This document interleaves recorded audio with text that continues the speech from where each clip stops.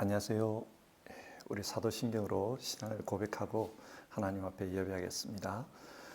나는 전능하신 아버지 하나님, 천지의 창조주를 믿습니다. 나는 그의 유일하신 아들 우리 주 예수 그리스도를 믿습니다.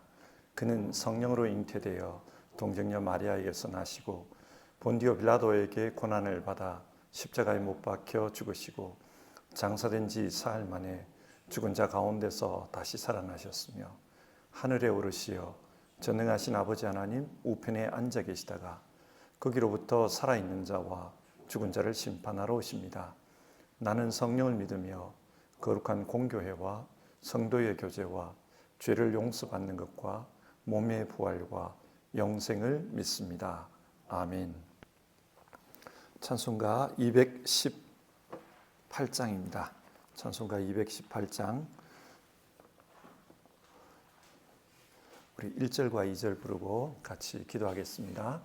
218장 내 마음과 정성을 다하여서 1절과 2절 부르겠습니다.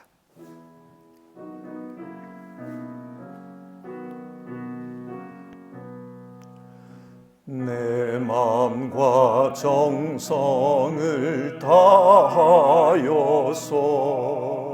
주 너의 하나님을 사랑하라. 내 몸을 아끼고 사랑하듯 형제와 이웃을 사랑하라. 주께서 우리에게 명하시니 그 명령 따라서 살아가리. 널 미워 해치는 원수라도 언제나 너그럽게 사랑하라. 널 핍박하는 자 위에서도 신실한 마음으로 복을 빌라. 주께서 우리에게 명하시니 그 명령 따라서 살아가리. 우리 같이 피아노 반주에 맞춰서 조용한 기도를 드리겠습니다.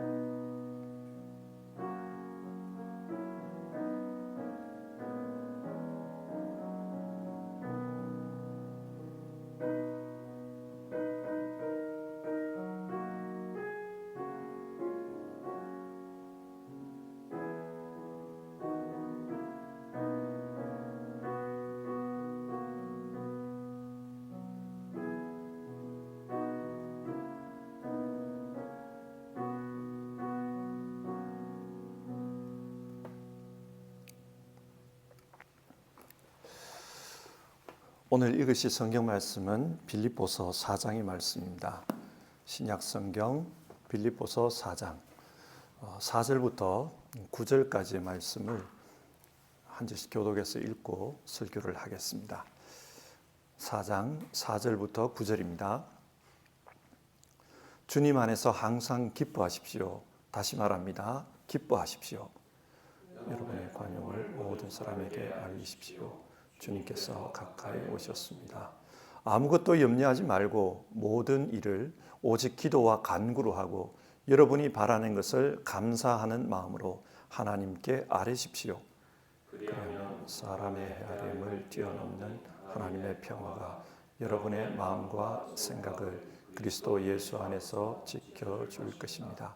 마지막으로 형제자매 여러분, 무엇이든지 참된 것과 무엇이든지 경건한 것과 무엇이든지 옳은 것과 무엇이든 순결한 것과 무엇이든 사랑스러운 것과 무엇이든지 명예로운 것과 또 덕이 되고 칭찬할 만한 것이 있으면 이 모든 것을 생각하십시오. 그리고 여러분은 나에게서 배운 것과 받은 것과 듣고 본 것들을 실천하십시오. 그리하면 평화의 하나님께서 여러분과 함께 하실 것입니다. 아멘. 빌립보 교회 안에는 크고 작은 문제들이 있었습니다.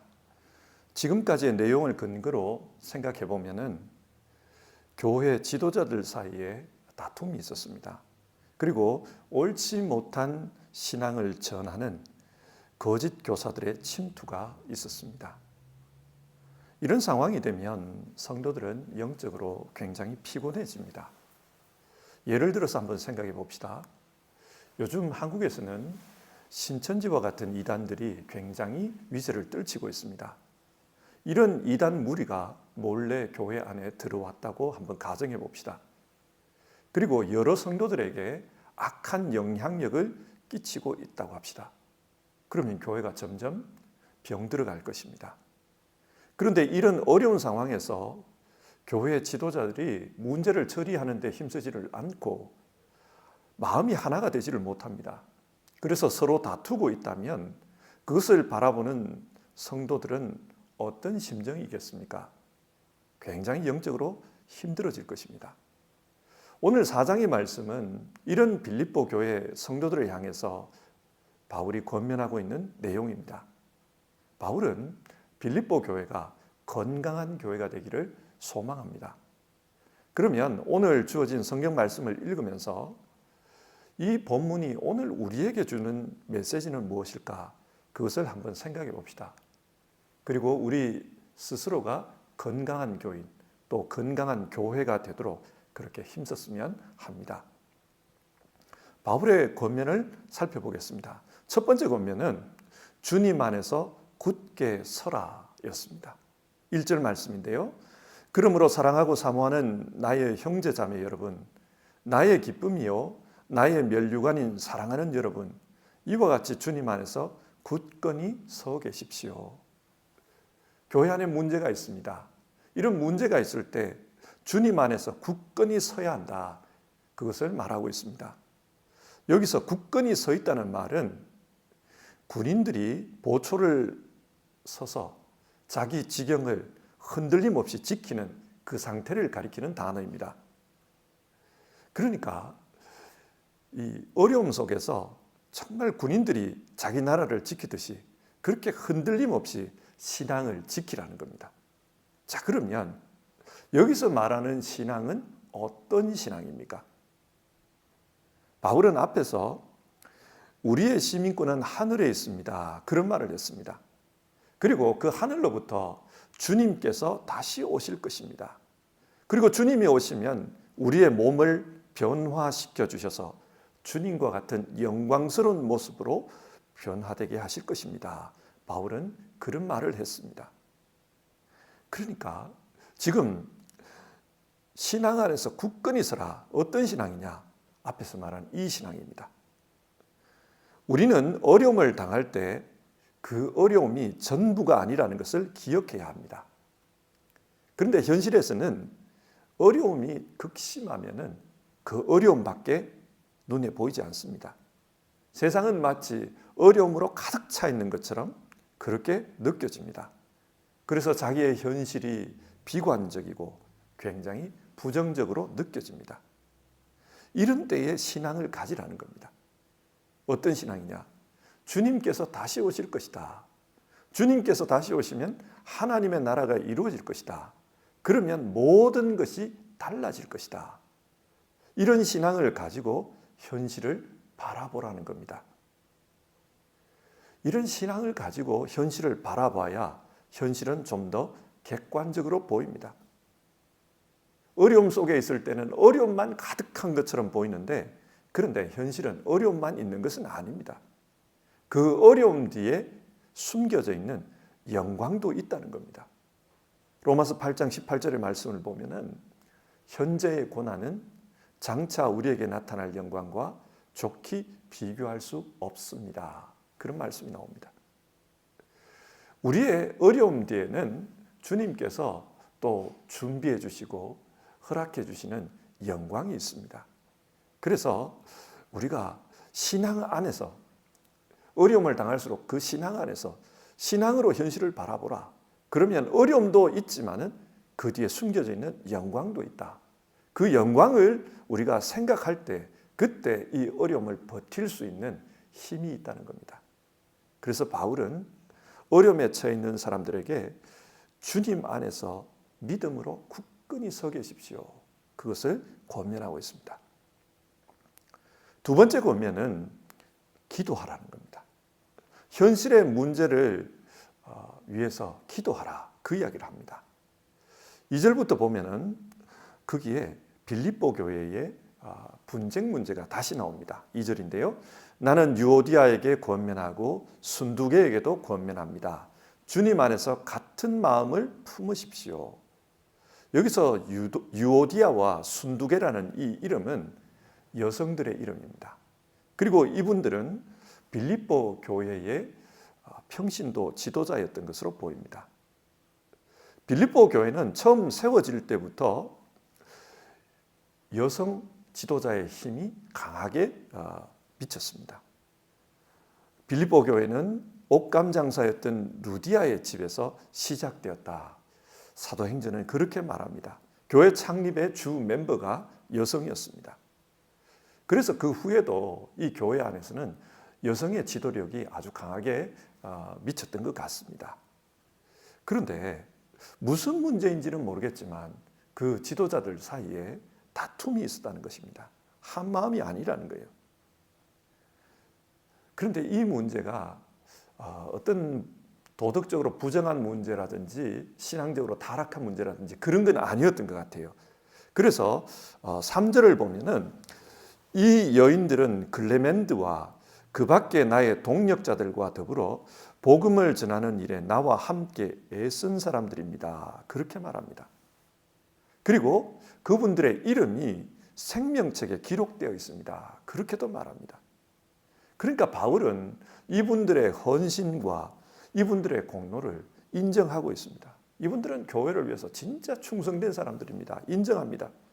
그런데 무슨 문제인지는 모르겠는데 견해가 달랐던 것 같고 또 그런 견해의 차이로 인해서 교회 안에 분쟁이 있었습니다. 자, 이런 상황을 어떻게 해결할 것인가? 바울은 6절에서 아무것도 염려하지 말고 모든 일을 오직 기도와 간구로 하고 여러분이 바라는 것을 감사하는 마음으로 하나님께 아뢰십시오. 그렇게 말합니다. 기도하라고 합니다. 무슨 문제로 갈등하는지는 나오지 않지만은 그 문제에 대해서 염려하지 말고 감사하는 마음으로 기도하라. 하나님께서 반드시 기도를 응답하셔서 문제를 해결해 주실 것이다. 그러니 기도하면서 감사하는 마음으로 기도하라. 그 이야기를 합니다. 그리고 5절을 보면은 관용을 알리라 이런 말이 나옵니다. 그러니까 기도하는 가운데 서로 분쟁하는 마음으로 하나님 저 사람이 나쁩니다. 저 사람에게 벌 주십시오. 그런 기도가 아니라 다들 주님의 교회를 위해서 헌신되고 좋은 마음으로 그렇게 애쓰다가 문제가 생긴 거니까 관용의 마음을 가지고 그렇게 기도하라는 겁니다. 자, 이렇게 기도하면은 결과가 어떻게 되는가? 7절을 보면요. 그리하면 사람의 헤아림을 뛰어넘는 하나님의 평화가 여러분의 마음과 생각을 그리스도 예수 안에서 지켜줄 것입니다. 하나님께서 평강을 주신다는 겁니다. 그래서 각자의 마음에 정말 그 마음에 하나님께서 지켜주시는 그런 은혜들이 나타날 거다. 그 이야기를 합니다.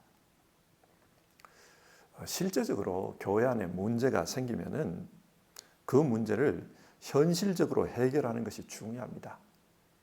함께 모여서 옳고 그름을 따지고 또 거기에 따라서 해결책을 마련하는 것이 중요합니다. 그런데 현실적으로만 문제를 해결하려고 하면 문제는 해결될지 모르지만 그 이후에 마음에 상처가 남습니다. 그리고 교회적으로도 좋지 못한 그런 결과들이 남을 수 있습니다. 하지만 기도하는 가운데 하나님께서 각자의 마음을 이렇게 다스려 주시면은 혹 내가 교회로부터 처벌을 받더라도 그게 문제가 되지 않을 수 있다는 겁니다.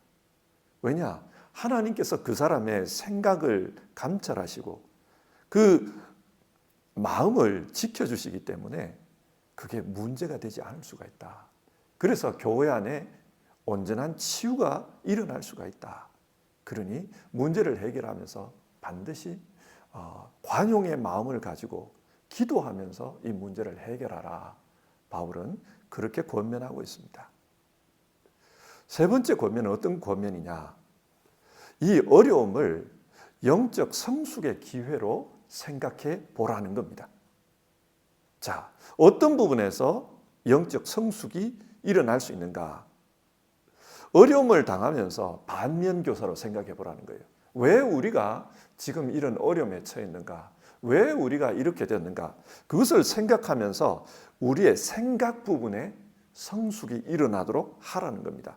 그래서 8절을 보면 마지막으로 형제자매 여러분, 무엇이든지 참된 것과 무엇이든지 경건한 것과 무엇이든지 옳은 것과 무엇이든 순결한 것과 무엇이든 사랑스러운 것과 무엇이든지 명예로운 것과 또 덕이 되고 칭찬할 만한 것이면 이 모든 것을 생각하십시오. 생각의 문제에 대해서 이야기하고 있습니다. 어려움을 만났을 때 우리 스스로의 생각을 한번 돌아보라. 그리고 이 생각에 있어서 성숙이 이루어지는 그런 기회를 삼으라는 겁니다.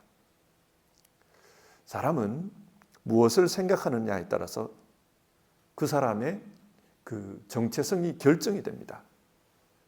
만약에 우리가 세상적인 것을 생각하면서 살아가면은 우리는 세속적인 사람입니다.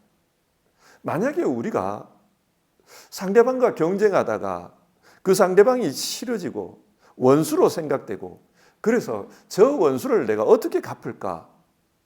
그 생각에 몰두해 버리면 우리는 하나님의 사람이 아니라 증오의 사람이 되고 맙니다.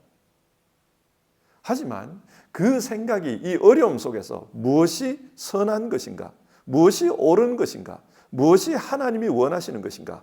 그렇게 생각을 바꾸어 가다 보면은 우리는 하나님을 닮은 하나님의 형상이 되는 겁니다. 그래서 바울 사도는 지금 어려움을 만나서 생각이 복잡한 그 빌립보 교회 교인들에게 여러분의 생각을 돌아보십시오. 그리고 이 어려움 속에서 여러분의 생각이 성숙되는 그런 영적 기회로 삼으십시오. 그렇게 말합니다. 그래야 우리가 하나님 사람다워진다는 거예요.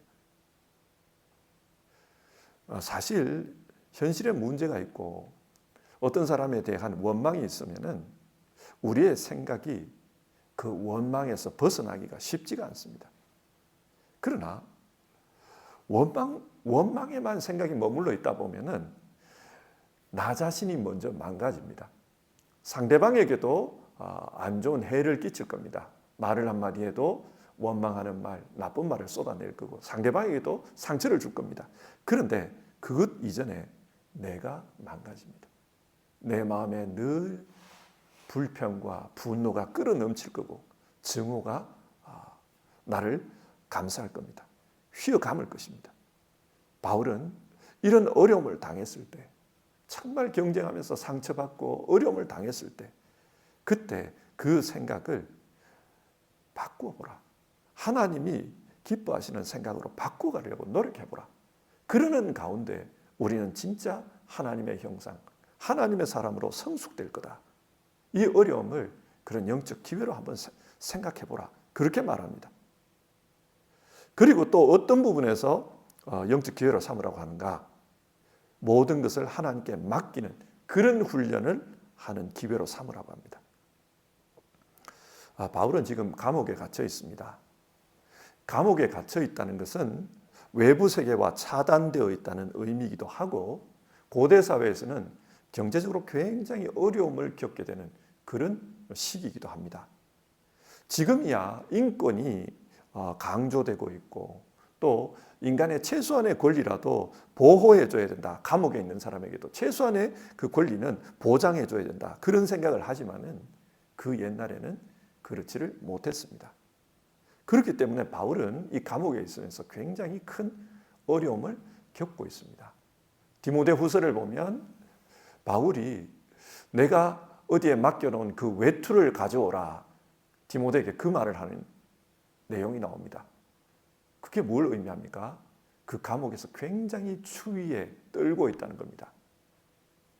간수들이 죄수들을 위해서 너무 추우면 안 된다, 감기 들면 안 된다, 그렇게 겨울옷을 주고 그러지 않았다는 말입니다. 성경을 보면 바울은 가이사랴에서 2년간 감옥에 구금되어 있었다는 이야기가 나옵니다. 그리고 로마로 이송된 이후에도 가택 연금 상태로 2년을 보냈다는 내용이 나옵니다. 그렇기 때문에 어떤 경제 활동도 할 수가 없었을 것입니다. 자, 이 기간 동안에 바울은 굉장히 어려웠습니다. 굉장히 어려웠지만은, 그런데 모든 것의 주인이신 하나님께서 자기 삶을 다스려 주시더라는 겁니다. 그래서 자기는 이 어려움 속에서도 자족하는 마음, 만족하는 법을 배웠다, 그런 말을 해요. 11절인데요. 내가 궁핍해서 이렇게 말하는 것이 아닙니다. 나는 어떤 처지에서도 스스로 만족하는 법을 배웠습니다. 나는 비천하게 살 줄도 알고 풍족하게 살 줄도 압니다. 배부르거나 굶주리거나 풍족하거나 궁핍하거나 그 어떤 경우에도 적응할 수 있는 비결을 배웠습니다. 나에게 능력을 주시는 분 안에서 나는 모든 것을 할 수 있습니다. 바울은 지금 성도님들에게 오해하지 마십시오. 내가 감옥에 갇혀서 경제적으로 힘들어서 이런 말을 하는 거 아닙니다. 그런 말을 먼저 해요. 그리고 나서 자신은 이 어려움 속에서 자기에게 능력 주시는 분, 그분의 능력에 의해서 어떤 환경에도 적응할 수 있는 그런 비법을 배웠다, 그렇게 말합니다. 왜 이 말을 할까요? 지금 빌립보 교회 교인들도 어려움에 처해 있습니다.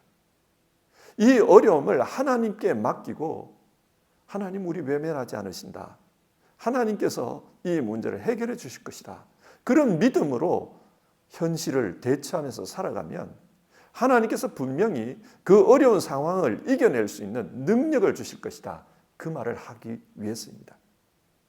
어려움 속에서 정말 하나님의 도움을 경험하는 그런 기회로 한번 삼아보라, 그렇게 한번 살아보라, 그 이야기를 하고 있는 겁니다. 바울은 지금 경제적인 문제에 대해서 이야기를 했는데, 이 주제와 관련해서 부연 설명을 합니다. 바울은 지금까지 빌립보 교회로부터 재정적인 후원을 받아왔습니다. 그리고 빌립보 교회도 굉장히 어려운 상황이었기 때문에 한동안 이 도움이 끊겼던 것 같아요. 그런데 감옥에 갇혔다는 이 이야기를 듣고는 빌립보 교회가 에바브로디도를 보내가지고 다시 후원금을 보내준 겁니다. 얼마나 힘들까? 그래서 후원금을 보내준 겁니다. 그것에 대해서 너무 감사하다, 그 감사의 마음을 15절부터 20절까지 표현하고 있습니다. 여러분이 보내주신 성경금을 잘 받았습니다. 그리고 에바브로를 통해서 이렇게 받았습니다. 그런 이야기를 하면서 지금 선교 초기부터 지금까지 여러분들이 늘 도와주신 부분에 대해서 나는 항상 감사하면서 여러분을 위해 기도하고 있습니다, 그런 이야기를 적고 있습니다. 그리고 나서 작별 인사를 하고 이 편지를 끝냅니다. 자, 오늘 본문 내용을 한번 정리를 해봅시다. 오늘 내용은 어려움에 처해 있는 빌립보 교회 교인들에게 이런 어려움 속에서 어떻게 행동해야 하는가, 어떻게 대처하는 게 좋은가, 그 이야기를 하고 있습니다. 먼저는 믿음 위에 굳게 서 계십시오, 그 이야기를 했습니다. 현실은 굉장히 어렵고 심적으로도 힘들고 육신적으로도 힘들지만, 그러나 이 어려움이 인생의 마지막은 아니라는 것을 기억하라는 겁니다. 주님께서 다시 오실 것이다. 주님께서 다시 오시면 우리에게는 부활 승리가 기다리고 있다.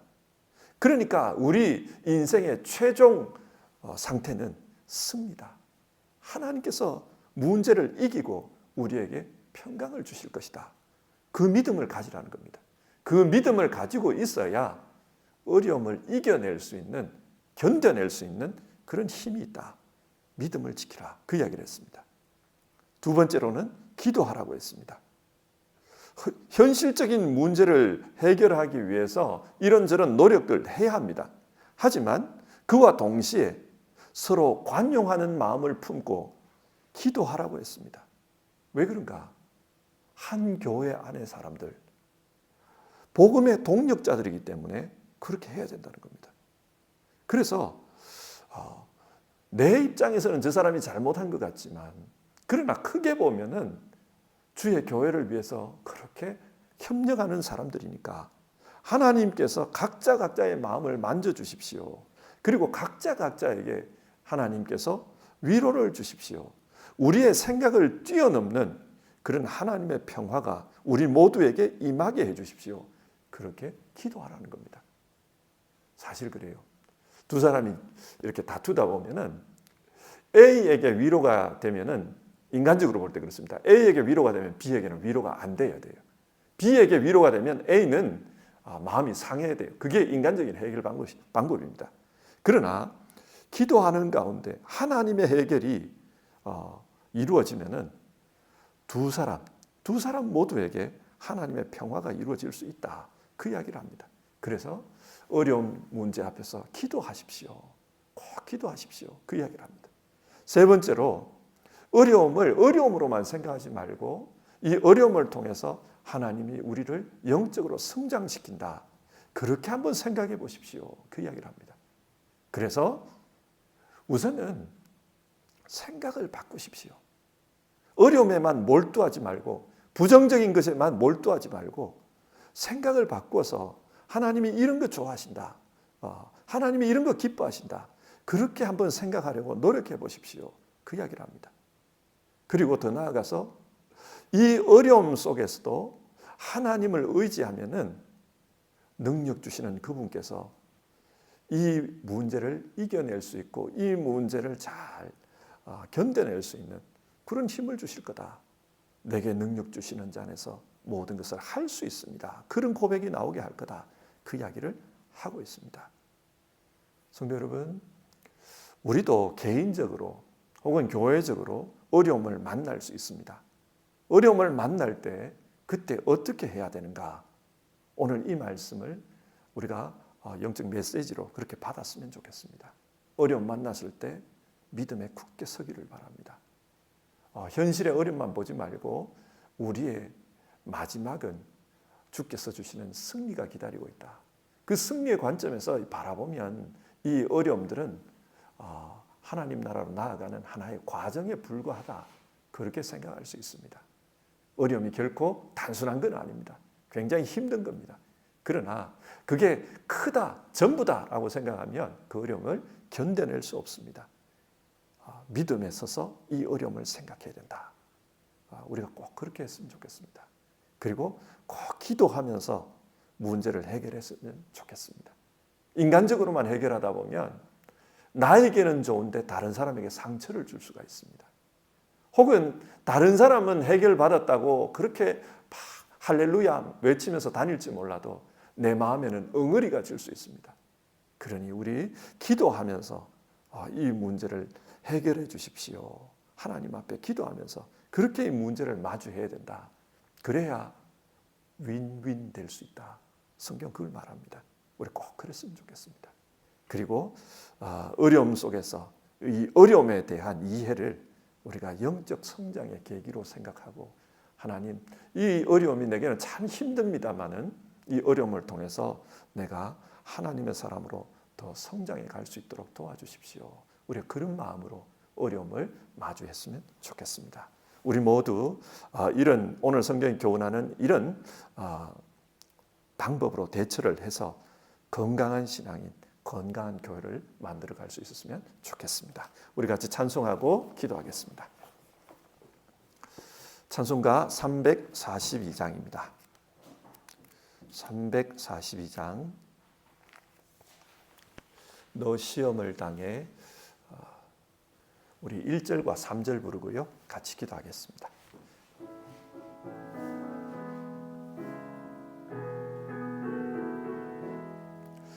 너 시험을 당해 죄 짓지 말고 너 용기를 다해 곧 물리치라.